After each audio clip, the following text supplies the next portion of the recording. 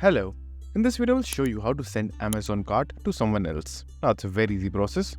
So firstly open your Amazon, then just simply log into your account. After that just simply click on create a list. Now right over here create your very first list. So choose this option and now just simply name your list. So for example I'm going to name it test. Now click on create list. Now after that you will have your very first list. So firstly what you have to do is click on this more option and then go to manage list, and then there are a few settings that you should do. So firstly click on this option and make it shared, and then make sure to keep it none in the shipping address. Then right over here just simply choose don't spoil my surprises. Now after you have done all of that, just click on save changes, and now all you have to do is just simply add your items in this list. So let's say for example a laptop.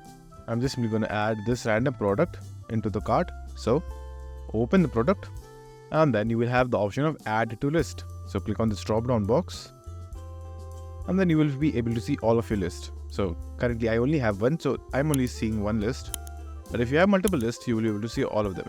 So all you have to do is choose a list that you want to add the product into, and then just simply click on view your list because the product have been listed.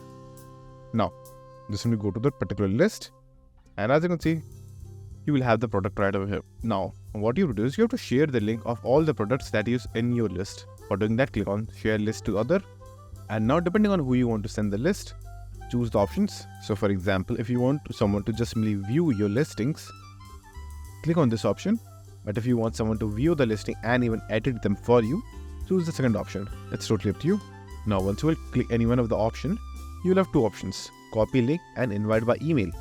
So if you will copy link, you can just directly send them the link itself and they will be redirected to the page of your list. And if you want to invite someone with email, so click on the option, and then your mail option will automatically open up with the list in it, and then all you will do is just simply write the email to that particular person and invite them to your list. So that's it, and if this video was helpful, please consider subscribing and liking the video.